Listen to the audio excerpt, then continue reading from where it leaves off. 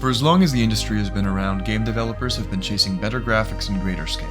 In order to push those boundaries, the people behind the titles we know and love needed passion, innovative thinking, and a whole lot of programming spaghetti to effectively confuse computers into doing what was, at the time, impossible. This sense of pushing the boundaries of what can be done, a pioneer spirit, is what permeated the early days of game development. It's apparent when you look back at things like the making of the original Halo trilogy or the infamous TF2 Coconut. Since those early days, we've innovated tools that reduce the need for innovation. Now that you can just make your game in Unreal Engine, there's no need for source spaghetti or ramshackle assembly. It's easy to make a game that looks good and is huge, and now most of the work is optimizing that massive game to a state where computers can actually run it. In the midst of all this exponential growth, though, I think the base idea of game feel has been a casualty. Video games are an ever-evolving medium, and now they can bring you anything. In-depth storytelling, a chaotic environment to share with friends, a Zen garden-like world to order exactly how you like it, or unmentionable nightmares. Back in the old days, when I was still just a hypothetical person, games couldn't rely on any of that. It was pure cathartic game feel, some innate sense in the monkey part of our brains that think, oh yeah, this is drugs. The same way it feels amazing in an indescribable way to bite into a crisp apple, break a huge sheet of ice, or take a piss after a really long road trip. In our race to reach realism, we've forgone the simple pleasure of a game that has one thing to offer and does it incredibly well. You have one goal.